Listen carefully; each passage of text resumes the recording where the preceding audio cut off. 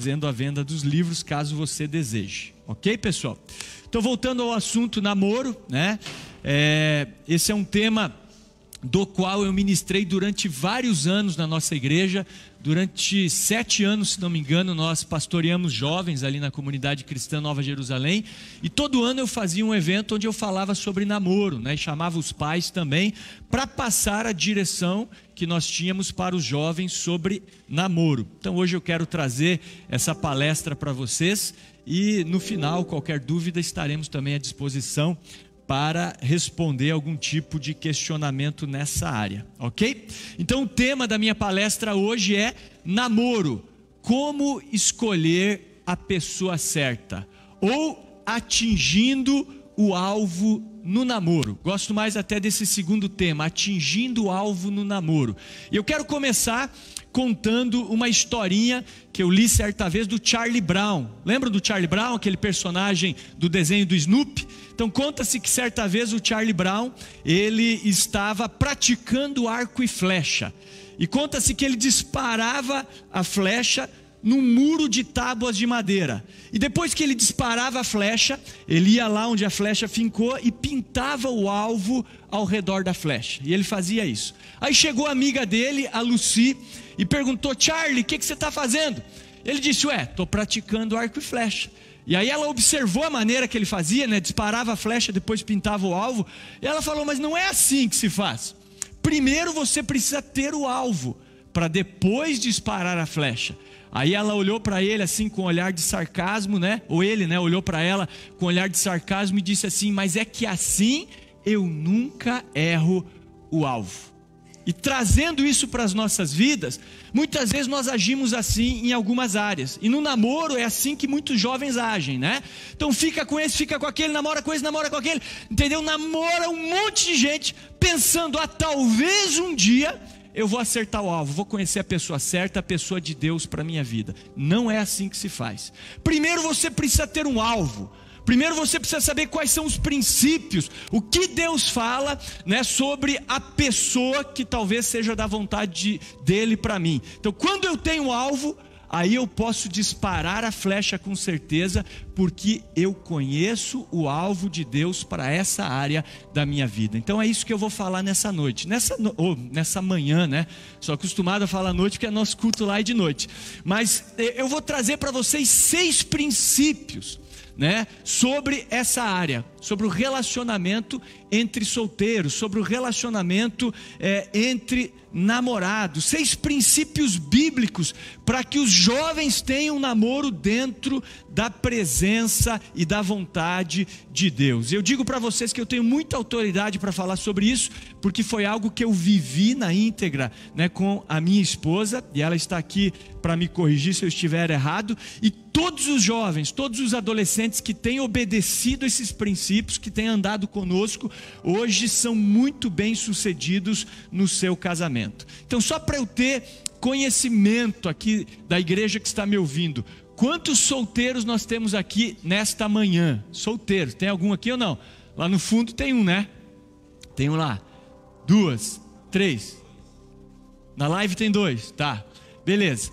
Então temos aqui poucos, mas essa mensagem não é só para você, tá? É também para o restante da igreja. Então para você que é solteiro, vai ser extremamente importante, porque eu acredito que você que é solteiro e deseja casar, e quer casar, você quer acertar na escolha da pessoa certa, porque a escolha da pessoa com quem você vai se casar é talvez a escolha mais importante que você pode fazer depois da escolha de fazer de Jesus o Senhor da sua vida. Então, a escolha mais importante da sua vida é convidar Jesus para ser o Senhor da sua vida, né? Isso aí vai trazer uma consequência eterna. A segunda escolha mais importante é a pessoa com quem você vai se casar, porque isso traz uma consequência permanente. Isso vai influenciar a sua vida até o final da sua vida, pode ter certeza. Então quando nós acertamos, fazemos a escolha certa, isso influencia toda a nossa vida, amém? Então você que já é casado, você que já é adulto, você,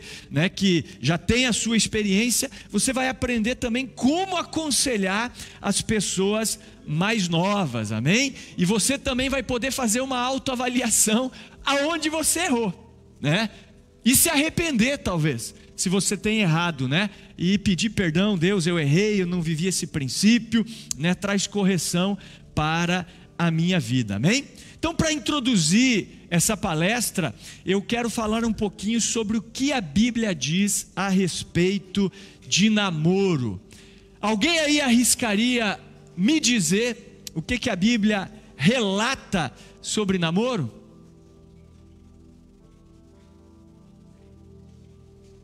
A Bíblia não fala absolutamente nada sobre o assunto, né? Não fala mesmo. Na cultura judaica, na cultura hebraica, na cultura bíblica, não existia isso que nós conhecemos e chamamos hoje de namoro. Naquela época, quando um rapaz hebreu, um rapaz judeu, ele se interessava por uma moça e vice-versa, os pais conversavam, os pais negociavam o namoro. Era assim que funcionava. É só você ver a vida de Sansão. Sansão, ele se interessou por uma menina, ele não foi lá ficar com a menina, ele foi falar com o pai dele. Pai, arruma aquela mulher, né? Fala com os pais dela para que ela venha ser a minha mulher. Era assim que funcionava. E se os pais concordassem com o casamento, a partir desse momento os noivos iam para casa, se tornavam noivos, mas eles iam para casa. Eles se conheciam e tal, mas era isso que acontecia. E a noiva, ela não sabia o dia e a hora do casamento. Ela tinha que estar sempre vigiando, preparada. E quando o pai do noivo via, puxa, meu filho ama a sua futura esposa, ela ama o meu filho também, eu acho que é uma coisa de Deus, então o pai ia até a frente da casa da noiva e tocava o chofar. E quando ele tocava o chofar, a menina tinha que sair pronta para as bodas, né? Para uma cerimônia que durava 7 dias. Lembra as bodas de Caná, onde Jesus fez o primeiro milagre? Eram 7 dias de festa. Aí os parentes iam chegando, os mais próximos iam chegando antes, né? Os mais distantes demoravam um pouco mais, mas era uma festa que durava 7 dias. Inclusive aqui eu quero abrir um parênteses, né? E mostrar que isso se parece muito com a volta de Jesus, né? Nós não sabemos o dia, nós não sabemos a hora, somente o Pai. Na hora certa, ao soar da última trombeta, nós precisamos estar preparados para o encontro com o noivo nos ares. Então nós temos que estar sempre preparados. Mas a Bíblia não fala absolutamente nada sobre namoro. Isso quer dizer, pastor Peter, que o namoro não é de Deus, o namoro não é bom? Depois da minha palestra, tire as suas próprias conclusões, né? Eu tenho a minha. Agora, o que é namoro então, pastor Peter? Namoro é algo que foi introduzido na nossa sociedade, especialmente aqui na sociedade ocidental, advindo da revolução sexual. Namoro começou com a revolução sexual. Talvez os nossos avós, os nossos bisavós, o primeiro beijo deles tenha sido no altar, né? Não existia essa questão de namoro, né? A pessoa que era promíscua, ela ia para a zona mesmo, desculpe a expressão, ia para a bagunça. Não tinha essa bagunça que tem hoje entre os adolescentes e os jovens. Um dia eu conversando com um jovem, que é cristão, que é de igreja, ele falou, eu tenho minhas baguncinhas por aí, né, pastor? Mas o que é essas baguncinhas? Né? É as ficâncias, é o agarra-agarra e tal. Não existia isso. Então o namoro, ele veio com a revolução sexual, que diz agora você não precisa mais ter o compromisso de casamento para beijar, para abraçar, para passar a mão e até mesmo para ter relações sexuais. E essa realmente não é a vontade de Deus para o seu povo. Então hoje nós vamos trazer os princípios bíblicos, porque apesar de a Bíblia não falar sobre namoro, a Bíblia traz princípios sobre como nós devemos nos relacionar com as pessoas do sexo oposto quando nós somos solteiros. Então antes de fazer a escolha certa da pessoa com quem eu quero me casar, eu preciso ser a pessoa certa. Posso ouvir um amém? Estão conseguindo me acompanhar aqui ou não? Então vamos lá, vamos abrir a nossa Bíblia em Gênesis capítulo 24. E é a partir daí que nós vamos trabalhar, porque nós vamos estudar o relacionamento de Isaac e Rebeca. E como Isaac e Rebeca decidiram se casar, ou como foi feita a escolha né, da esposa de Isaac. Vamos ver aqui. Então vamos começar com Gênesis 24, de 1 a 4. Você pode deixar, se você está com a Bíblia aí de papel aberta aí nesse texto, né? A gente vai correr por alguns outros textos, mas a gente sempre vai voltar para Gênesis 24. Então Gênesis 24, de 1 a 4, diz assim: Era Abraão já idoso, bem avançado em anos, e o Senhor em tudo o havia abençoado. Disse Abraão ao seu mais antigo servo, ou o mais antigo servo da casa, que governava tudo que possuía: Põe a mão por baixo da minha coxa, para que eu te faça jurar pelo Senhor, Deus do céu e da terra, que não tomarás esposa para o meu filho das filhas dos cananeus, entre as quais habito, mas irás à minha parentela, e daí tomarás esposa para Isaque meu filho. Aqui tá bom, até aqui tá bom. Então nós vemos Abraão chamando o servo de confiança dele, fazendo ele colocar a mão debaixo da coxa de Abraão, que era um sinal de comprometimento, e ele disse assim: olha, você não vai escolher uma esposa para Isaque meu filho dentre os cananeus, você vai até a minha parentela, vai lá para a minha família, viaje até lá, e lá você vai escolher uma mulher para se casar com Isaac. Isaac nessa época tinha mais ou menos uns 40 anos, é isso que nós entendemos, certo? Agora, hoje em dia, é quase inaceitável o fato de um pai escolher uma mulher para o seu filho, não é verdade? Mas na época, como eu falei para vocês, era extremamente aceitável, era absolutamente normal, isso fazia parte da cultura.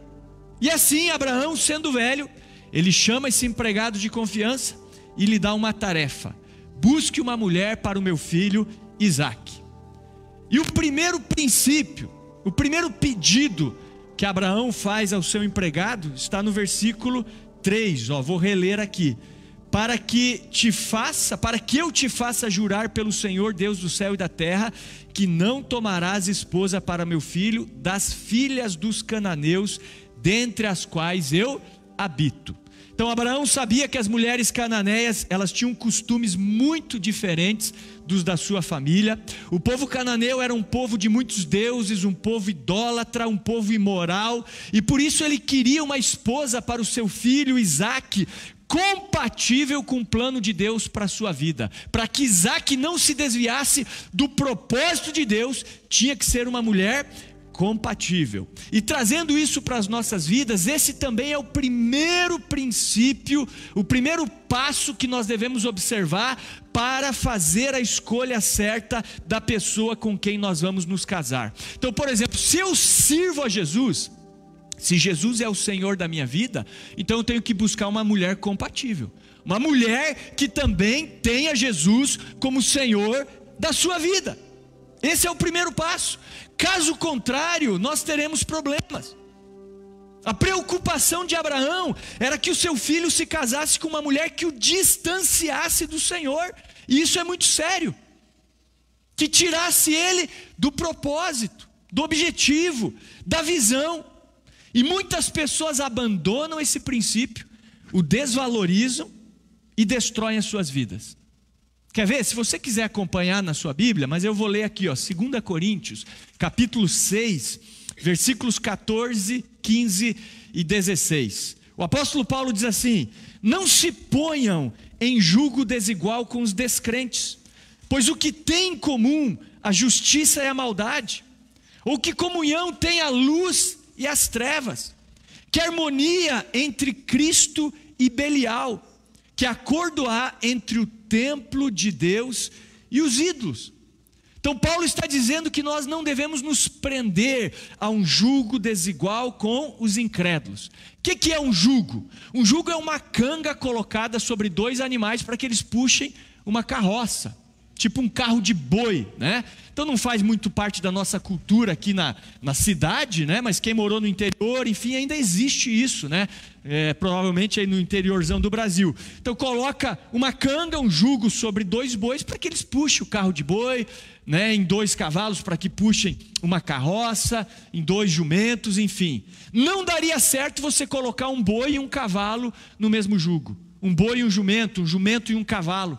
Então Paulo pega essa mesma figura e faz um paralelo, diz assim: não tem como você, cristão, se colocar num jugo desigual com os infiéis. Claro que aqui ele não está falando só de relacionamento assim, de casal, né?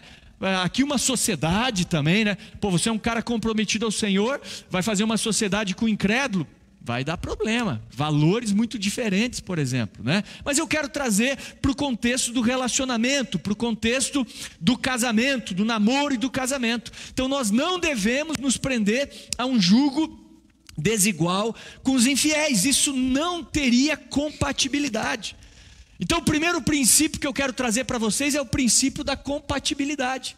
Se eu quero acertar na minha escolha, eu tenho que buscar uma pessoa compatível com o propósito de Deus para a minha vida. Então, se eu amo Jesus, a pessoa que eu vou escolher deve ser uma pessoa que ama Jesus também. Claro que é diferente se você se converteu já casado, né? Ah, pastor Peter, eu me converti casado e a minha esposa é incrédula, ou vice-versa. Aí Paulo diz, se ela quer viver com você ou se ele quer viver com você, não se separe, né? Então mantenha o casamento, você já veio nessa condição. Às vezes o incrédulo fala, você vai virar crente, então eu vou te abandonar. Também fazer o quê? Fique com Jesus. Mas ele diz, não se separe. Aqui eu estou falando de pessoas solteiras, que ainda estão fazendo a escolha.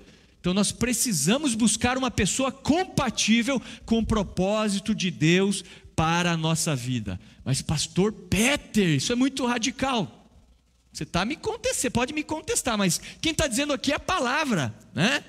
Mas pastor Peter, aquele menino do colégio é um pão, está dando em cima de mim, é uma ótima oportunidade. Não é compatível, não é compatível. Nossa, aquela menina é linda, e ela deu em cima de mim. Pode ser laço, geralmente é. Eu me lembro quando eu era novo convertido, estava naquele fogo do início da conversão. E quando eu me converti eu era atleta, eu já jogava há praticamente 4 anos nas categorias de base do Curitiba. Não sou coxa branca, tá, irmãos? Mas joguei lá durante 4 anos. E eu me converti nessa condição. E logo depois da minha conversão, alguns meses depois, eu tive uma contusão na virilha e fui fazer tratamento de fisioterapia, enfim. E como eu estava nesse fogo do início da conversão, eu comecei a evangelizar a secretária ali da clínica de fisioterapia. E ela disse, na verdade, eu sou cristã e tal, e tal. Falei, mas de que igreja que você é? Eu sou da comunidade cristã Nova Jerusalém, lá no bairro Alto. Olhei e falei, mas eu vou nessa igreja? Me converti lá, nunca te vi lá. Aí ela confessou o que aconteceu durante o processo dela. Conheceu um rapaz descrente, né? Começou a namorar. O que aconteceu? Fornicação, né? Que é o sexo entre solteiros.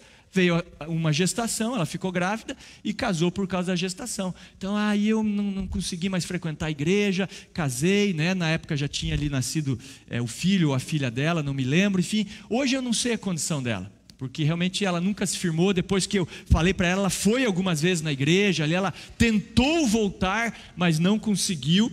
Não sei se hoje já retornou a alguma comunidade de fé ou ao Senhor Jesus Cristo, mas ela se desviou nesse tempo, ela estava desviada, né? Então o que a gente vê é que quando você se prende a um jugo desigual com os infiéis, geralmente, eu poderia falar que em 90% ou até mais por cento dos casos, o cristão é que se desvia, porque não tem compatibilidade. Um outro exemplo é uma conhecida nossa, né? Uma pessoa que foi a primeira convertida de uma família, ganhou para Jesus o pai, a mãe, a irmã, cunhados, ganhou todos da família. E chegou um tempo, uma certa altura, que ela começou a se interessar por um rapaz que frequentava até a igreja, mas ele começou a se mostrar, digamos assim, adepto de uma outra seita. Meio que ele ia lá, né, porque gostava dela, mas ele era adepto de uma seita, né?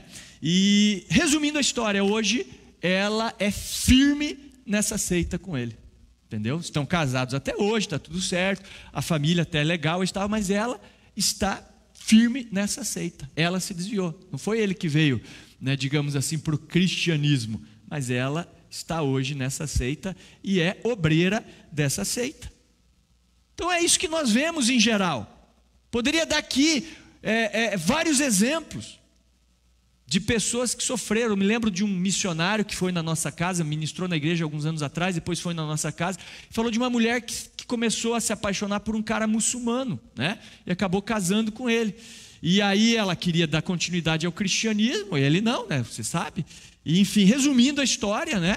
Ele um dia pegou o filho e se mandou novamente para o país dela e deixou ela a ver navios, porque lá é assim, é o pai que manda, né? O marido que toma as rédeas de tudo. E ela ficou a ver navios aqui, sem filho, sem nada, né? Numa situação desesperadora.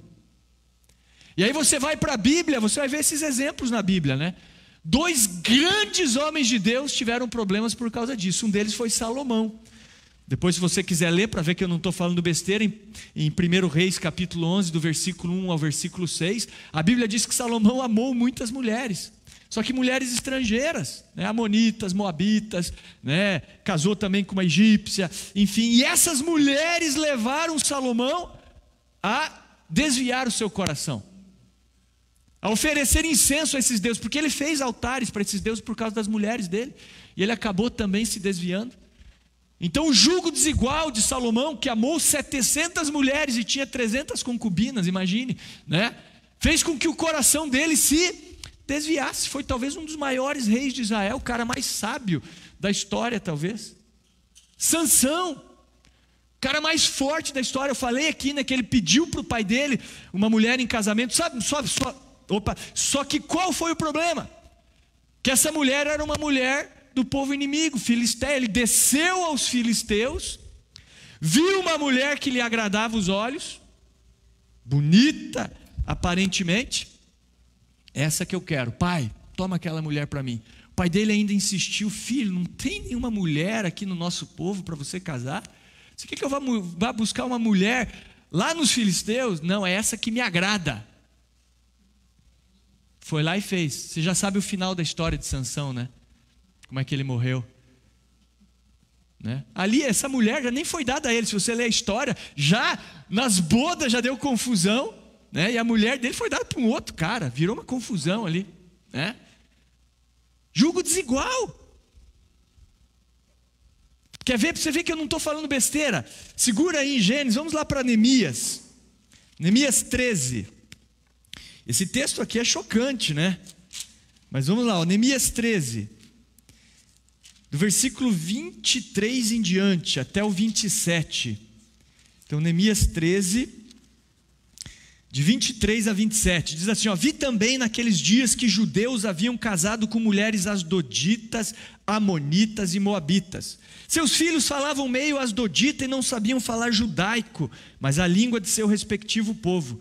Contendi com eles, olha só, e os amaldiçoei, e espanquei alguns deles, e lhes arranquei os cabelos, e os conjurei por Deus, dizendo: não dareis mais as vossas filhas a seus filhos, e não tomareis mais suas filhas, nem para vossos filhos, nem para vós mesmos. Não pecou nisto Salomão, rei de Israel? Todavia entre muitas nações não havia rei semelhante a ele, e ele era amado do seu Deus, e Deus o constituiu rei sobre todo Israel. Não obstante a isso, as mulheres estrangeiras o fizeram cair no pecado. Dar-vos-íamos nós ouvidos para fazermos todo este grande mal, prevaricando contra o nosso Deus, casando com mulheres estrangeiras? Então nós vemos aqui que Neemias os amaldiçoou, chegou a espancar alguns daqueles homens por terem se colocado em julgo desigual. Porque claro, isso gera o quê? Isso gera o povo de Deus se desviar.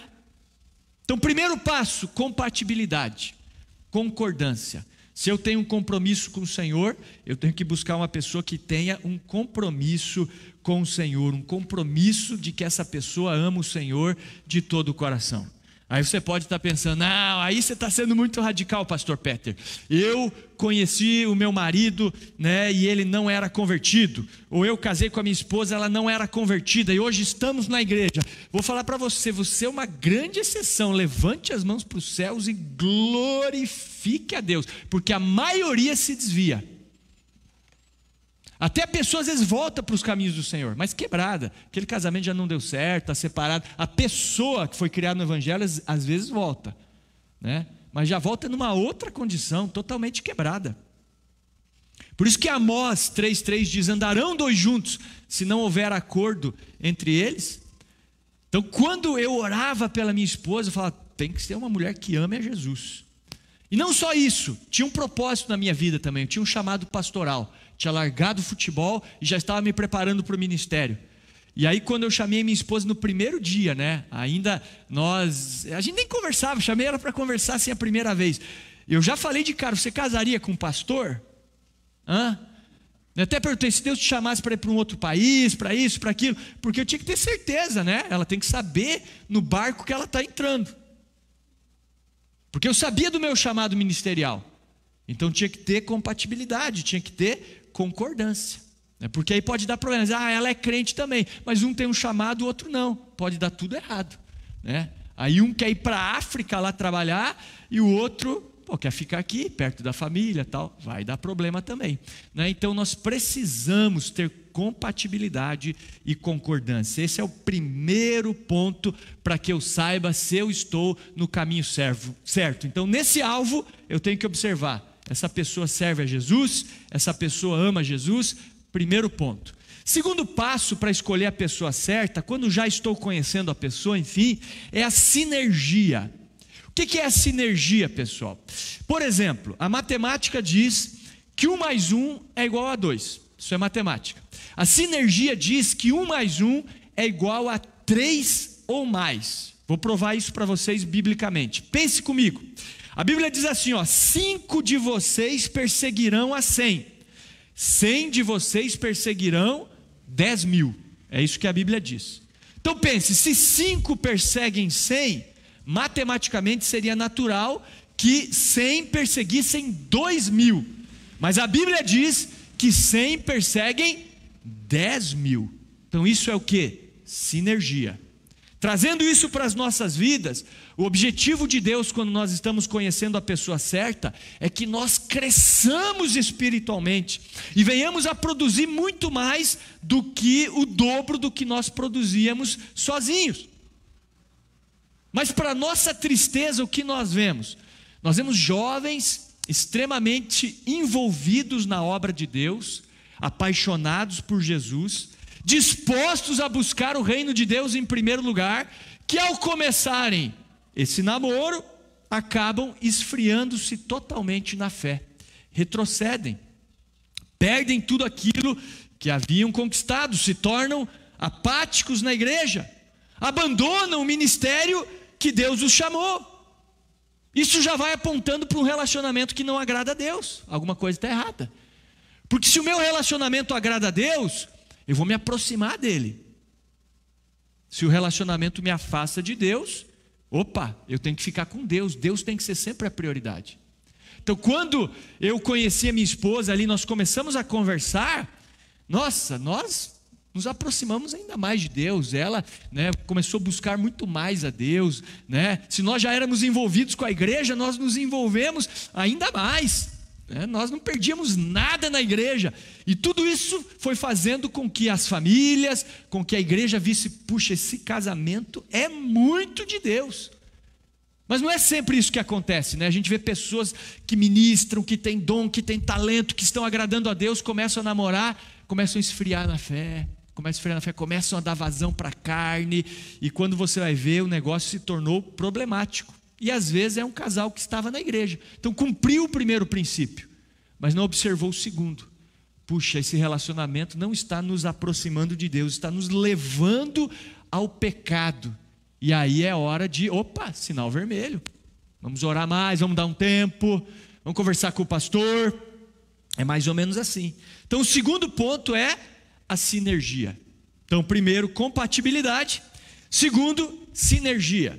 Terceiro princípio, assim, para saber se o meu alvo é o alvo correto, é a prosperidade. Quando o casamento é de Deus, ou um namoro ali que vai virar um casamento, Deus faz o casal prosperar em todas as áreas, certo? Olha só, Gênesis 24, agora vamos para o versículo 7. Eu vou pular alguns versículos, tá? Depois, se você quiser ler o texto todo, mas diz assim o versículo 7 de Gênesis 24. O servo de Abraão estava preocupado, como que ele ia saber qual era a mulher certa, né? Enfim, aí o Senhor diz assim, o Abraão, né? O Senhor, o Deus do céu, que me tirou da casa de meu pai e de minha terra natal, e que me falou e jurou dizendo, a tua descendência darei esta terra, ele enviará o seu anjo, que te há de preceder, e tomarás de lá esposa para o meu filho. Então Abraão, olha, se comprometeu, falou, não se preocupe, que o Senhor, o Deus a quem eu sirvo, o Deus que me chamou, ele vai enviar um anjo, e vai fazer prosperar o teu caminho. Então quando nós estamos num relacionamento que agrada a Deus, que é de acordo com a vontade de Deus, Deus abre portas, Deus faz isso prosperar, né? Porque essa era a preocupação do servo de Abraão, como é que eu vou acertar na mulher, e se a mulher não quiser voltar comigo, né? Não, Deus vai enviar o anjo, Deus vai enviar o anjo. Então, por exemplo, quando eu conversei com a minha esposa, ela tinha 15 anos, irmãos, eu tenho 42 anos, a gente vai completar 22 anos de casados, ela tinha 15 anos, ela estava para completar 16 anos, quando eu falei com ela, eu falei, vá conversar com teu pai, fale que eu quero começar a orar com você. E ela foi falar com o pai dela, né? E lógico, quem aqui é pai de filha de 15, 16 anos? Ah, irmão, esses dias minha filha de 3 anos chegou na escola e disse que o menininho, minha esposa contando, quis entrar de mão dada com ela. Aí disse que a mãe do menininho falou, ele disse que a Anabela é uma princesa, que eles são namoradinhos e tal. Olhei pro meu filho, falei, opa, bicho vai pegar, né? Então chegou em casa, falei, quem que é esse tal de André aí, Anabela? Nem sabia do que eu estava falando, né? Claro, foi só brincadeira, mas poxa, né? Eu entendo meu sogro falou assim, quê? Não, orar vocês podem, namorar não, né? Tá certo, meu sogro estava absolutamente certo, meu sogro é um homem de Deus. Não, eu falei, só fale para o teu pai que a gente quer orar e tal. E beleza, só que meu sogro é um cara de oração, irmãos. Meu sogro é aquele cara que segunda-feira tem reunião de oração na igreja, ele está. Na quinta tem reunião de oração, ele está. Ontem a gente teve um jejum, ele sempre está presente. O cara ora, né? Então, o cara que ora, Deus fala com ele. E beleza, foi o que aconteceu, né? E passados alguns dias ele falou, vou abençoar vocês, porque eu sinto que é de Deus. Então, passaram-se alguns meses, acho, né? A gente se conhecendo, enfim, e ele nos abençoou, então, né? Para que a gente pudesse começar a namorar. Então, começou a prosperar, né? E as pessoas começaram a ver, puxa, isso é de Deus. Fora isso, nessa época ainda minha família não era convertida, né? Hoje todos são convertidos, ainda meus pais, né? Estavam naquela, né? E eu falei com os meus pais também, olha, vou começar um relacionamento e é para casar. Eu não tinha nada. Na época eu era aluno do Instituto Bíblico. Eu ganhava da igreja uma ajuda de custo, a igreja me dava ali um meio salário, assim, porque eu ajudava muito na igreja, né? Mas quem que vive com meio salário, né, irmãos? Então era isso, eu para solteiro ali, para suprir despesa de ir, vir e tal, beleza. Era o que eu tinha. E eu falei, não, a gente vai casar. Já marcamos uma data, enfim, dentro de pouco tempo. Resumindo, todo o processo deu 1 ano e meio, né, de namoro e noivado. E começaram a se abrir as portas, né? Eu falei a princípio, tua avó tem uma casinha lá nos fundos da casa dela, onde o meu sogro iniciou a vida conjugal dele com a minha sogra. Vamos alugar lá dela, vamos morar lá, vamos ver o que a gente pode fazer. Uma casinha bem pequena mesmo, né? E aí o meu pai ouviu isso e falou, não, peraí, meu pai, vamos lá, vamos ver, vamos começar a procurar terreno no Bairro Alto. Daqui a pouco a gente começou a procurar terreno no Bairro Alto. Daqui a pouco meu pai comprou um terreno com a minha mãe. Daqui a pouco, filho, vai lá ver, do lado desse terreno que eu comprei, estavam construindo uma casa. Fui lá, falei com o pedreiro lá, né, com a equipe que estava fazendo a casa do vizinho. Vi que os caras eram bons. Falei, vocês não querem começar uma casa aqui também do lado, né? A gente já tinha feito um projeto, enfim. Daqui a pouco nossa casa começou a ser construída, né? Resumindo, a gente casou com casa, né? Uma casa boa, né? Uma casa assim maravilhosa mesmo, né? Num terreno do Bairro Alto de 10 por 50, uma casa de 240 metros quadrados, mais ou menos. Oi? Mais ou menos isso, né? Fora isso, uma irmã lá da igreja que fazia decoração, ela falou, não, eu dou a decoração da igreja para vocês. Outra que era confeiteira, não, eu dou o bolo da festa para vocês. Outra pessoa chegou para nós e disse assim, olha, eu tenho uma casa lá em Barra do Sul, vocês não querem passar a lua de mel lá? Quero. Outro que trabalhava em hotel falou, olha, vocês não querem a noite de núpcias lá, com um presente meu para o casamento de vocês? Quero. Resumindo, a gente não gastou nada. A gente não gastou nada. Com a oferta que eu recebi lá de gravata, de sapato, acho que a gente viveu uns 2 meses, né? Como que eu mobiliei minha casa? Um parente lá, eu tenho um sofá lá velho na minha casa. Velho, sim, mas tá bom. Você não quer? Quero. Ou tem uma cama de tubo lá, eu troquei minha cama, você não quer? Tá boa, tá bom. Quer? Mobiliei minha casa com tudo doado. Claro, não era a casa ideal que nós queríamos, né? Mas para começar, prefiro começar sem dívida. A gente vê os casais que eu casei, quanto você tem de 40 mil para pagar? Eu falei, você é louco, irmão. Isso não é vida, você já casa endividado. É problema. Vou falar para vocês como terapeuta de casais. Quando os problemas financeiros entram por uma porta, o amor sai pela outra. E é verdade. Nenhum casamento resiste a problemas financeiros, entendeu? Nenhuma mulher aguenta, né? E nenhum homem também viver no vermelho e tal, né? A gente nunca deixou de pagar uma conta, entrou em dívida, alguma coisa assim. Já vivemos sem salário, né? Na época não precisei nem tirar meu filho da escola particular. Você vê como Deus nos sustentou. Eu não vou entrar em muitos detalhes aqui, senão vou me alongar demais. Mas foi assim que aconteceram as coisas. Deus fazendo o quê? O caminho prosperar, o anjo do Senhor indo à frente. Então, claro, hoje, com quase 22 anos de casado, a gente mudou muita coisa, né? A gente hoje consegue. Vamos fazer um móvel planejado aqui, vamos comprar o sofá que a gente quer. Mas mesmo assim a gente continua ganhando as coisas, né? Eu falo, eu tenho até um bulldog inglês lá, que foi um cachorro que eu quis ter, que eu ganhei de um paciente que era criador. Que, sei lá, eu acho que é uns 5 mil aquele cachorro, né? Eu ganhei de graça, já castrado, porque ele deu as crias lá, ganhou o dinheiro com ela. Quando ela fez uns 2 anos, já não interessava mais para ela, ele me deu. Falei, pô, ganhei o cachorro criado, castrado, né? Com tudo, até isso eu ganho, né? Então é o anjo do Senhor dizendo, vocês estão fazendo a minha vontade. Então o meu anjo vai à tua frente. Agora comecei a me interessar e orar pelo fulano de tal. E começou a dar confusão, briga na família, né? Perdi meu emprego, só dá zica. Opa! Fica esperto. Claro que às vezes dá problema também, porque o diabo se levanta quando tem um relacionamento de Deus, né? Então não vou dizer que tudo é mil maravilhas, a gente nunca teve problemas, né? Claro que a gente teve problemas, né? E soube lidar com eles. Mas o anjo do Senhor vai à frente, vai abrindo o mar.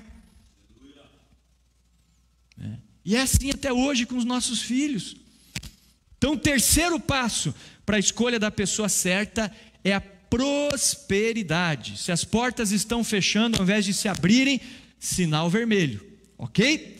Então eu falei sobre compatibilidade, né? Não se pôr em julgo desigual, sinergia e prosperidade. O quarto passo para a escolha da pessoa certa é a oração. Olha só, Gênesis 24, vamos para o versículo 10 agora, de 10 a 12.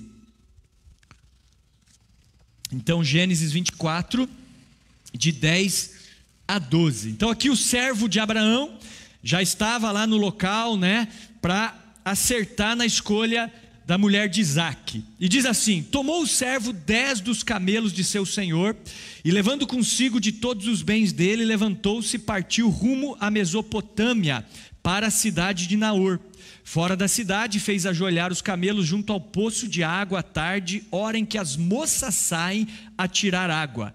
E disse consigo: ó Senhor, Deus de meu senhor Abraão, rogo-te que me acudas hoje, e que uses de bondade para com o meu senhor Abraão. Até aqui tá bom. Então a gente vê que antes de definir essa é a mulher certa, ele deixa os camelos junto ali ao poço, que era na hora que as moças vinham para tirar água. Então ele ficou num ponto estratégico. Mas antes das moças chegarem, ele fez uma oração. Ele disse: Senhor, me guia a pessoa certa. E se você conhece o texto, Deus guiou certinho ele até a Rebeca. Então o servo de Abraão, como primeira coisa que ele fez foi orar. E aqui também alguns jovens erram, né? Não oram. Eles se apaixonam e acham que porque se apaixonaram é de Deus. O sentimento influencia a oração, né? Ai, Deus falou comigo. Não, é só atração sexual, às vezes. Deus falou com ele, né? Ou com ela, né? Ou tanta gente se apaixona, parte para o ataque, começa a namorar. 3 meses depois, Deus falou que você não é a pessoa certa para mim. Toma banho, então por que começou? Por que não orou antes? Aí termina, é trauma, é tudo isso. Tem que orar antes, para ter certeza. Senhor, se não é a pessoa certa, faz algo, tira do meu coração. Só que muitos jovens não oram, sabe por quê? Porque tem medo de ouvir um não. Ou porque sabe, não é compatível. Eu sei, aquela moça não serve a Deus, aquele cara não serve, então não ora, já vai para o ataque, né? Então quando eu falei com a minha esposa, eu falei, nós vamos orar, se for de Deus, amém. Eu já tinha uma palavra de Deus, tá, irmãos? Mas se for de Deus, amém, eu não falei para ela. Só falei que Deus tinha falado comigo depois que a gente já estava noivo, acho, né? Ou até casado. Daí eu falei, ó, Deus falou para mim, né? O meu sogro também falou, orar vocês podem. Começou a orar. Então esse é o quarto passo, é a oração. Você acha que se é tão importante você acertar na escolha da pessoa certa, Deus não vai te abençoar, não vai te guiar? Claro que Deus vai te guiar. O que mais Deus quer guiar um jovem é a pessoa compatível com a vontade de Deus para a vida desse jovem. É o que mais Deus quer. Ah, mas pastor Peter, não tem jovem aqui na minha igreja. Não importa, ore, vai aparecer, vai vir. Um dia você vai numa outra, sei lá, visitar, você vai se deparar com essa pessoa, pode ter certeza. Porque a oração faz toda a diferença. Então entrega o teu caminho ao Senhor, confia nele e o mais ele fará. Então quarto passo, oração. O quinto passo, para que a escolha da pessoa certa seja feita, é a aprovação dos pais e das autoridades. Então, puxa, eu vou conversar com meu pai, com a minha mãe, com o meu pastor, com o meu líder, né? Para que eu saiba qual é a opinião deles, o que eles pensam a respeito desse relacionamento. E eu não vou tomar uma decisão sozinho, vou ouvir pessoas, né, mais maduras do que eu. E foi isso que aconteceu também, olha só, Gênesis 24. Agora vamos lá para o versículo 50 e 51. Então toda uma história já decorreu aqui. O servo de Abraão foi guiado à pessoa certa. E aí essa pessoa, que era Rebeca, levou ele para quê? Para a casa dela, para conhecer os pais dela, a família dela. E agora, ó, versículos 50 e 51, depois deles contarem toda a história de Abraão, do que aconteceu, enfim. Então responderam Labão e Betuel, que eram ali as autoridades sobre Rebeca: isso procede do Senhor, nada temos a dizer fora da sua verdade. Eis Rebeca na tua presença, toma e vai-te, seja ela a mulher do filho de teu senhor, segundo a palavra do teu senhor. Então nós vemos que as autoridades sobre Rebeca, pai, tio, ali as autoridades, abençoaram Rebeca e disseram: pode levar ela, porque isso vem de Deus. Seja ela abençoada, que seja mãe de uma multidão. Então nós vemos que começaram certo. O servo de Abraão não disse: ah, Deus respondeu, deu tudo certo, vamos embora, sobe no camelo que eu estou te levando agora para a terra de Abraão lá, para a terra de Canaã.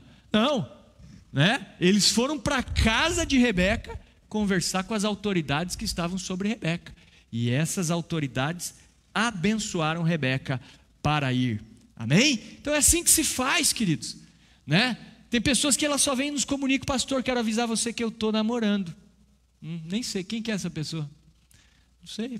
Pô, você não tinha que falar comigo antes? Trazer essa pessoa para eu conhecer antes? Para a gente orar juntos? Então não é assim o jeito correto? Só vim te comunicar que eu estou namorando. Irmão, batata. Daqui a pouco a pessoa está desviada. Já está desviada quando chega nesse ponto, né? Só falta consumar o ato. É mais ou menos isso. Agora, quando a gente faz tudo da maneira correta, nossa, Deus nos abençoa demais. Demais mesmo. Então a Bíblia diz que nós devemos nos submeter às nossas autoridades. Colossenses 3:20, vós filhos, obedecei em tudo a vossos pais, porque isso é agradável ao Senhor. Hebreus 13:17, obedecei a vossos guias, sendo-lhes submissos, porque velam por nossas almas, como quem há de prestar contas delas, para que o façam com alegria e não gemendo, porque isso não vos seria útil. O que ele está dizendo aqui? Pô, como é bom quando você tem um servo submisso na igreja, né? Todo pastor sabe disso, né? O pastor Ronaldo sabe, os outros pastores aqui também. Cara, como é bom quando você tem um discípulo que te honra, te obedece, segue os princípios da palavra. Nossa, aí você pastoreia com gosto, né? Agora esses que fazem as coisas do jeito deles, né? Não do jeito certo, esses aí fazem a gente gemer, perder o sono. É isso aí, é isso que o autor de Hebreus aqui está dizendo.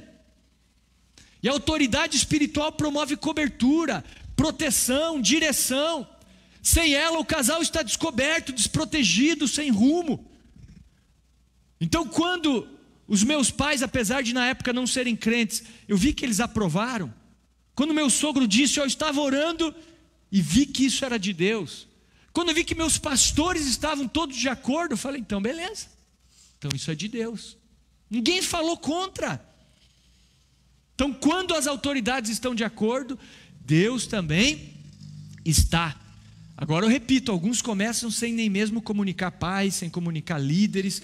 Hoje, tem o ficar, que é menos comprometimento ainda do que o namorar, Então nós temos que ter muito cuidado e buscar a aprovação dos nossos pais e das nossas autoridades. E para finalizar, o 6º item aqui, eu vou também me demorar um pouquinho mais nele, que eu acho muito importante, é a pureza, é a santidade. Então um namoro que está de acordo com a vontade de Deus, que literalmente não seria um namoro, mas um relacionamento entre solteiros que está realmente de acordo com a vontade de Deus, ele tem que ser um namoro que zela pela pureza. Vamos ver Gênesis 24, 64 e 65.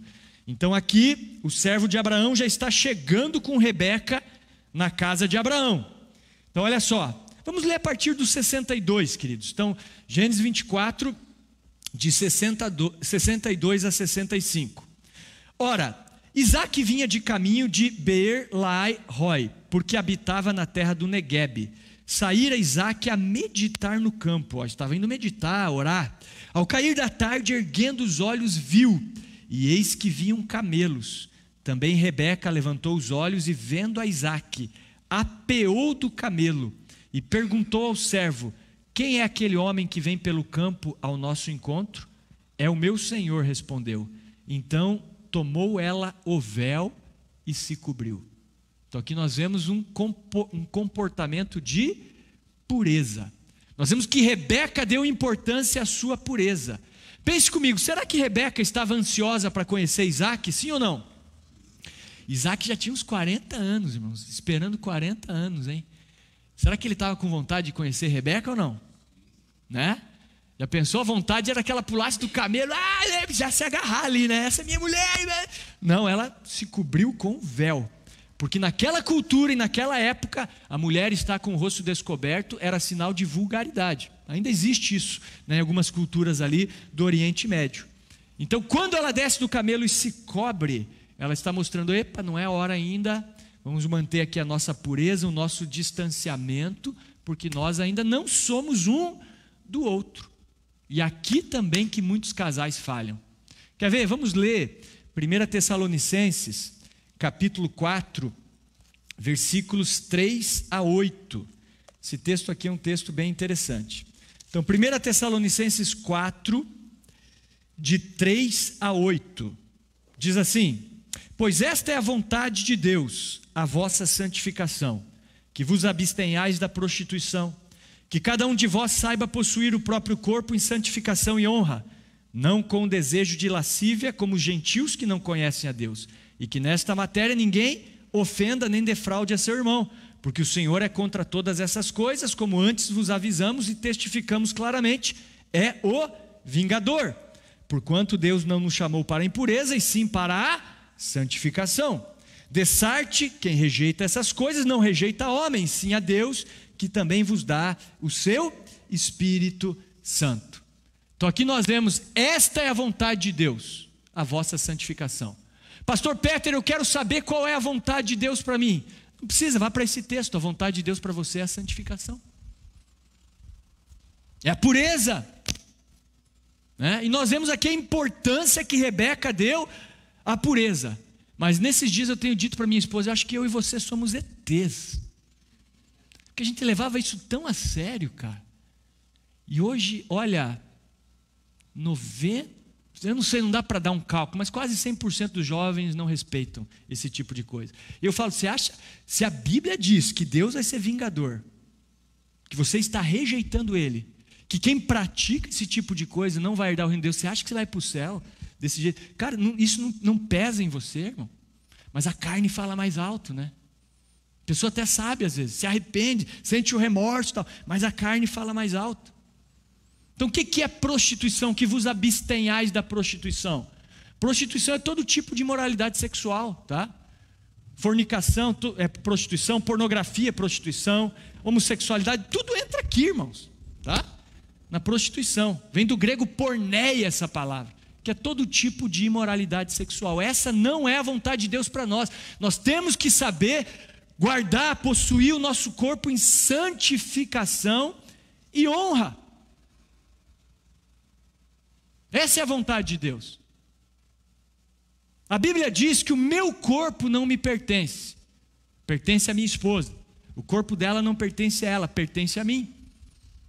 Então eu tenho, a autoridade de tocá-la, ela também tem a autoridade de me tocar. Mas eu não posso fazer isso com uma pessoa que não é minha esposa, mesmo que eu fosse solteiro. Então aí o pecado já começa aí. Vai parecer muito radical, mas o pecado já começa aí. Não é no ato sexual. Eu falo para alguns jovens, cara, você é casado com essa pessoa? Não. Então você tem o direito de abraçar ela, de encostar o peito dela no teu peito? De beijá-la de língua, enrolar a tua língua com ela? O corpo dela não é teu, cara. De passar a mão. Você entende? O erro já começa aí. Esse é o problema, o mundo entrou na igreja, irmãos. É muito bom quando você vê um navio cortando o mar, Mas quando você vê o mar entrando no navio é trágico, E é isso que aconteceu, o mundo entrou na igreja. Nossa igreja é muito mundana, desculpe falar, é verdade. Por isso que eu tenho falado para os jovens, a minha proposta para vocês é uma proposta de corte. Apesar da Bíblia não usar esse termo, o que é corte? Você assume um compromisso e é cortejar, é conhecer a família um do outro, é no máximo pegar na mão. Porque o que vai acontecer? Poxa, um jovem é uma montanha de hormônios. Não tem o que acontecer, é natural. Até o problema é que a gente não, digamos assim, não se previne disso. Mas claro, quando um homem beija uma mulher de língua, automaticamente vem sexo na mente dele. Quem é casado sabe assim também, Por isso que as mulheres fogem do marido. Eu vou dar um abraço ao meu marido. Não dá, porque ele já quer me levar para a cama, velho. É verdade, é assim que funciona. O homem é assim. Então o jovem começa a se abraçar, se beijar e tal. Vai acabar em fornicação. Não tem jeito, é natural. Isso é do ser humano. Só que se eu não tenho um compromisso de casamento, é pecado. Então eu não posso nem chegar nesse ponto.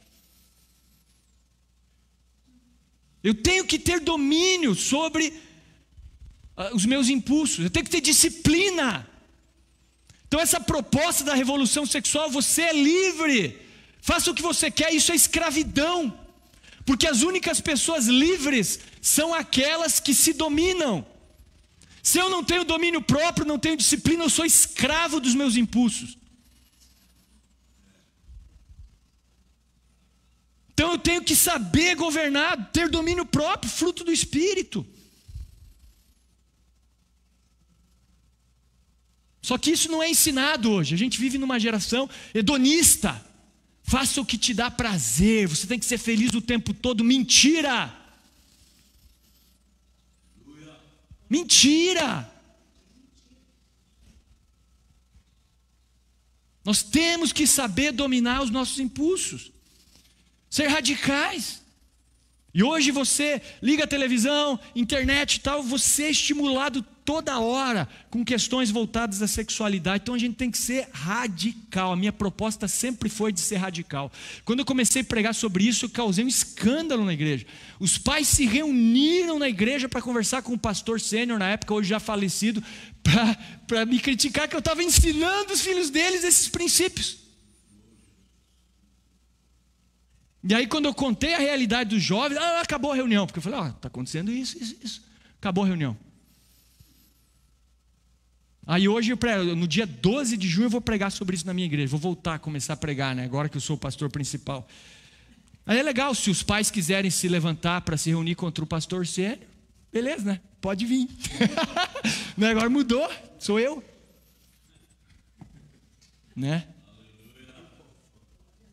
Não, eu vou ensinar. E a gente tem que ensinar os nossos jovens. Por isso que é bom você adulto ouvir isso aqui. Entendeu? Para você ensinar os seus filhos, os seus sobrinhos, os seus netos.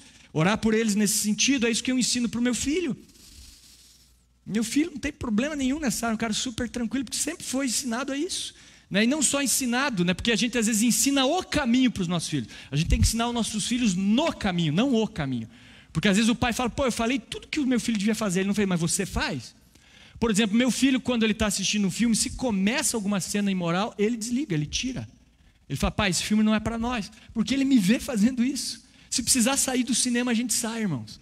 Ele fala, ixi, cara, esse filme aqui não é bom, não vai dar boa, entendeu? Vai ter muita promiscuidade e tal. Se for, nunca precisou, né? Porque a gente faz a escolha certa antes, a gente, né, busca a orientação do filme antes e tal. Mas assim, se precisar, a gente sai, cara.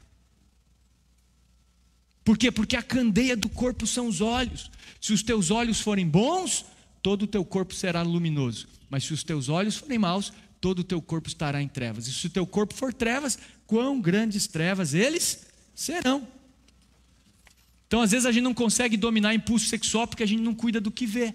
Fica flertando com a imoralidade. Aquilo que você vê determina o que você pensa. O que você pensa determina o que você sente. E o que você sente determina o que você faz. Você está me entendendo? Quando eu me converti, eu já entendi isso. Eu fiquei uns 6 meses sem ver TV quando me converti. E hoje eu sou bem criterioso, porque eu sabia, uma propaganda pode me estimular ao pecado. Então não é errado ter desejos sexuais, é normal. Eu falo com meu filho, filho, você tem 16 anos, ó, vai acontecer isso. Talvez um dia você acorde e aí você vai ter uma ejaculação, uma poluição noturna, porque o teu corpo está produzindo aí espermatozoide e tal. Venha, fala com o pai, ó, quando você tiver, se sentir tentado, porque vai ter, tentação é normal. O que eu não posso é ser dominado por elas. Por isso que Filipenses 4,8 diz, quanto ao mais, irmãos, tudo que é verdadeiro, tudo que é honesto, tudo que é justo, tudo que é puro, tudo que é amável, tudo que é de boa fama, se há alguma virtude, se há algum louvor, nisso pensai. Mente pura, corpo puro. Né? Então eu decorei esse tipo de versículo para combater o diabo. Então quando ele vem com algum pensamento de impureza, é a espada que rola em cima dele, irmão. Né? As armas da nossa milícia não são carnais, são poderosas em Deus para destruir fortalezas. Não existe tentação que não seja humana. Deus sempre envia o escape para que possamos suportar. É que às vezes a gente não foge. Com relação à sexualidade, a gente tem que fugir da prostituição, fugir dos desejos malignos da juventude, tem que fugir. Né? Então quando eu era novíssimo convertido, ainda na época que eu era atleta, tinha alguns meses de convertido. Eu fui num jantar dos atletas da Associação Atlética Banco do Brasil, que eu jogava futebol de salão lá, e de repente eu saí do banheiro, cercou um grupo de meninas lá de um outro esporte. E eu fiquei ali meio sem jeito, elas vieram conversar comigo e tal. Daqui a pouco foi saindo, me deixaram eu sozinho com uma menina assim, num lugar meio vazio. E eu falei, ferrou, velho. Eu sabia o que era aquilo. Eu tinha vindo do mundo há pouco tempo antes, tinha 17 anos para 18. Falei, ferrou.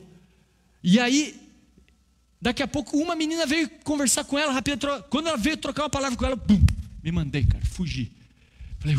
Eu falei, cara, Deus sempre envia o escape mesmo.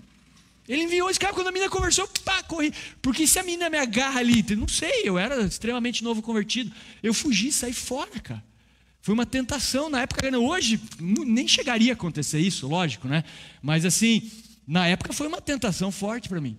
Então Deus é fiel, Ele sempre envia o escape que a gente às vezes não quer. Né? Então manter coração puro, mente pura, Salmo 119, versículo 9, como poderá o jovem manter puro o seu caminho?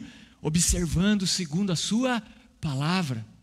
Escondi a tua palavra no meu coração, para não pecar contra ti. Então eu deixei de fazer aquelas coisas que eu fazia, mas cara, eu virei um comedor de palavra de Deus mesmo. Né? Então os caras se surpreendem que eu tenho uma escola bíblica lá que a gente dá aula do Gênesis ao Apocalipse em 9 meses, né? De maneira panorâmica assim. E eu vou falando, vou contando, os caras falam, meu Deus, cara, como é que você sabe tanto? Pô, faz 20 anos que eu leio isso aqui todo dia, irmão. De Gênesis a Apocalipse acho que foi umas 15 vezes já, entendeu? É todo dia. Para quê? Porque eu quero me manter puro, irmão, quero andar na palavra. Né?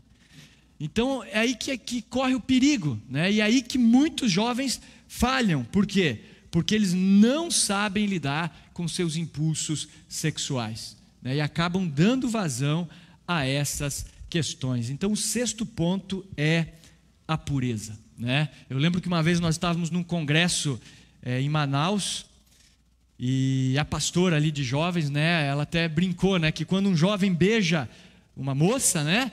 O que acontece? Ela falou, o vale de ossos secos se levanta, né, irmãos? Que é algo automático, né? Então a gente tem que evitar esse tipo de coisa.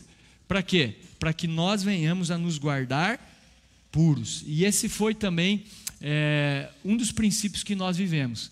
Então quando nós iniciamos ali um namoro, no início eu confesso, né? Dei um beijinho mais quente nela e tal, assim nas primeiras semanas, mas aquilo começou a me incomodar.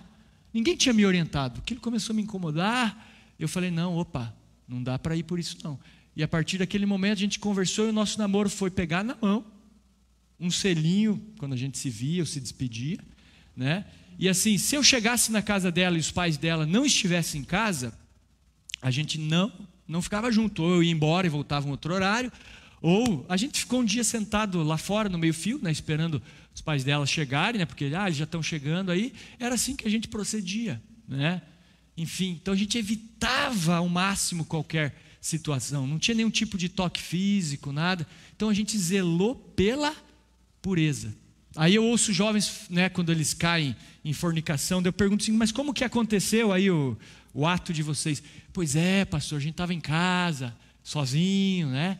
Aí resolvemos ver um filme, ficamos ali no sofá, debaixo da coberta. Mas o que você quer, irmão? O que você quer? Lógico que vocês vão transar. É óbvio. Vocês são seres humanos, vocês não podem chegar nesse ponto. Então a gente evitava ao máximo. É como aquela ilustração, né? O rei precisava de um camarada para pilotar a carruagem dele. E aí fizeram ali o processo seletivo e das centenas de homens que apareceram, sobraram 2 para a competição final, para saber qual seria o comandante ali da carruagem do rei.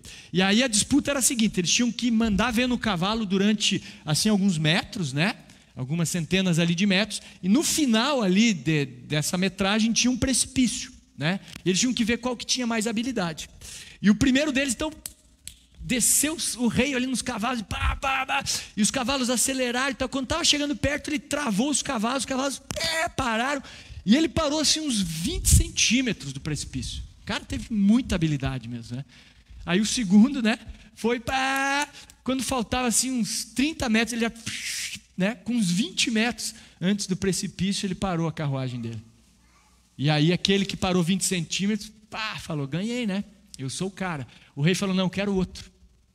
Eu quero esse aí que parou 20 metros aí do precipício.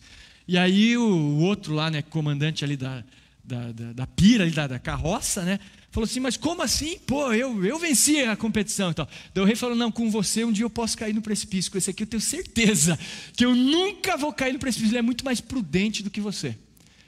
Então é assim que funciona na vida sexual. A gente não pode não, vamos passar a linha, a gente só não vai transar. O resto a gente vai fazer tudo. Claro que você vai transar. Você vai cair no precipício. Lógico. E o resto, tudo, também já é pecado. É aí que alguns não entendem. Os nossos jovens pensam que o pecado é ter o ato sexual. Não, o pecado já é o resto. Igual eu falei, não é tua mulher, não é teu marido. Você não tem direito nenhum, autoridade nenhuma sobre o corpo dessa pessoa. Mas é uma proposta radical, né? Como eu falei, o mundo hoje entrou na igreja. E nós precisamos então, né, orientar os nossos jovens a caminharem nesse sentido. Então seria compatibilidade, sinergia. Terceiro passo que eu falei, prosperidade, oração, autoridade, né, dos pais, dos líderes e pureza, santidade. Então quando nós temos esse alvo, nós podemos disparar a flecha e saber que realmente nós vamos acertar e que as coisas vão dar certo. Então essa é a minha proposta, essa é a minha oração, né? Espero que eu não tenha escandalizado vocês, né? Até eu recebi algumas perguntas aí dos irmãos, né? Uma delas é o que fazer quando o casal está assim junto, né? Como falar para eles que talvez isso seja um erro, estão ali amaziados no caso, sem ofender. É difícil, né? Como é que você vai falar isso sem ofender? Porque quando você vai mostrar o erro, ninguém gosta de ser criticado, tá, irmãos? É muito difícil você fazer qualquer tipo de crítica para uma pessoa sem ofendê-la, por mais que a crítica seja justa. Então a melhor maneira de você fazer isso sem ofender é você criticar de maneira indireta. É você não falar, você está errado, você está em pecado, você vai para o inferno. Porque se foram pessoas que cresceram no evangelho, elas talvez já tenham ideia disso, né? Então é você chamar a atenção de maneira indireta, né? Sei lá, uma ideia é o que você acha disso? Vamos ver o que a Bíblia, sei lá, diz sobre isso aqui. O que você acha? O que você me diz, né, dessa questão? Né? A situação de vocês diante de Deus, como é que você acha que está? Será que não é melhor corrigir, já que vocês estão juntos, casar, tal? Mas não emitir uma crítica direta, tá? A crítica direta, em geral, vai criar barreiras e vai fazer com que a pessoa se afaste de você. Se você conseguir criticar de uma maneira indireta, isso serve para qualquer relacionamento, né? Você criticar a pessoa sem ela perceber que ela está sendo criticada, né? Então é dar um feedback assim de uma maneira amorosa, igual Natan fez com Davi, né? Pode ver, quando Davi caiu em adultério e homicídio, o profeta Natan não chegou para ele e falou: você é um assassino, você é um adúltero. Ele contou uma historinha, lembra? Lembra a historinha que ele contou? Ele conta uma historinha, e aí Davi, né, dentro da historinha, fala: esse homem da história tem que morrer. Aí o profeta fala: esse homem é você. Então ele chamou a atenção de Davi de maneira indireta, tá? Então essa seria a minha dica. E a segunda pergunta eu não lembro agora. Lembra, pastor? Não, qualquer. No nosso século, qual a orientação, né? Como lidar com o namoro? Eu acho que durante a mensagem, a minha proposta é radical. Eu sei que muitos se escandalizam, muitos não vão aceitar, mas a minha proposta é falar a verdade nua e crua, como eu fiz com vocês hoje. Eu não tenho medo disso, eu vejo que o resultado é bom. Essa semente sempre cai em bons corações, né? E aqueles poucos, talvez, que ouvem e que praticam, acaba dando um resultado que vale muito a pena, tá? Então essa é a minha proposta. Amém, pessoal? Vamos ficar de pé e orar? Posso fazer aí uma oração para vocês? Oi? Ah, sim. O irmão quer fazer uma pergunta aqui. Quer o microfone? Eu não. Não? Não.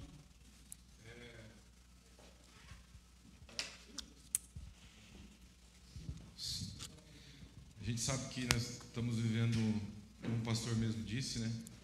O mundo tem entrado dentro da igreja, mas existe também uma situação, eu tenho um filho de 15 anos, e eu também já tive 15 anos, lógico que nós estamos em tempos diferentes, mas acredito que o pecado, as coisas até que acontecem hoje em dia, não muda muito, né? Sempre são as mesmas coisas. Digamos o seguinte, pastor, como a gente pode chegar numa orientação para um filho, até mesmo para um filho de um amigo e tal, quando existe um interesse do seu filho, que ele sabe a princípio os princípios, ele tem as suas convicções do Senhor, ele sabe o correto, pelo menos, de fazer as coisas, mesmo tendo as tentações, ele tentando se livrar delas, e uma pessoa, no caso, a menina, né, digamos assim, jovem também, que não tem os mesmos princípios, e chega um ponto que existe um conflito até entre amigos, onde quando você não faz aquilo que o mundo oferece, você tem que beijar mesmo, você tem que transar mesmo, porque senão você pode ser que você não seja homem, né? E isso aí pega muito, né? Então gostaria de saber se existe uma forma, sei que é difícil, mas de poder conduzir isso, porque realmente é muito forte, né? Tá, então deixa eu ver se eu entendi. A pessoa quer viver os princípios, mas está sendo pressionada pelo meio, é isso? Exato. E aí é uma situação difícil, especialmente para o jovem e para o adolescente, porque essa fase é uma fase de muita aceitação social, né? Então até ser aceito pelo grupo, para eles é muito importante, né? Olha, é difícil.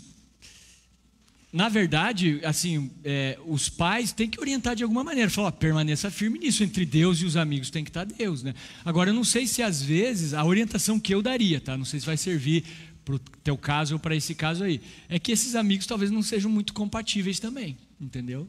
Então, às vezes, o vínculo de amizade tem que se mudar, tem que sair, né? É igual Daniel na Babilônia. Ele estava ali no meio do pecado, mas ele propôs no coração não se contaminar. O problema aí é que as más conversações corrompem os bons costumes, entendeu? Então, essa pressão de grupo aí pode corromper ele, ou ele ceder a uma pressão por causa do grupo, né? Igual jovens que às vezes não querem usar drogas, mas experimentam porque o grupo pressiona, né? Então, às vezes, uma mudança de grupo, um afastamento poderia ser saudável, só que daí teria que ter também outras pessoas para suprirem essa falta, né, cara? Porque, agora você se afasta desse grupo e fica sem nenhum relacionamento social, também complica, né, cara? Mas é uma situação difícil, cara. Porque se ele ficar sendo muito pressionado, ele tem que ser muito forte nessa idade, é meio difícil, né? Amém? Mais alguma pergunta ou não, pessoal? Fui bem claro aí na explanação da palestra? Então vamos orar, né? Fecha aí os teus olhos. Obrigado, Deus, por essa manhã. Queremos te glorificar e te bendizer mais uma vez. Queremos consagrar a nossa vida a Ti. Eu quero abençoar cada família, cada casal que está aqui nesta manhã. Também aqueles jovens e adolescentes que ouviram essa palestra. Aqueles que ouviram pela internet ou vão ouvir também. Em nome de Jesus, eu clamo para que essas sementes que foram plantadas possam cair numa terra fértil, que venha a ser regada e dar muitos frutos. Eu quero abençoar essa igreja, para que essa cultura seja criada aqui, mesmo entre os adultos, que cada um saiba orientar os jovens que chegarem nessa proposta de santidade, de pureza, Deus, de radicalismo nos princípios da Tua palavra. Tenha misericórdia, nos perdoa pelas vezes em que negligenciamos a Tua palavra e demos, Senhor, vazão à nossa carne, à nossa vontade e fizemos as coisas da nossa maneira e não da maneira do Senhor. Nos perdoa em nome de Jesus. Eu abençoo cada vida aqui, esse dia, a Deus, que seja um dia na Tua presença, em nome de Jesus.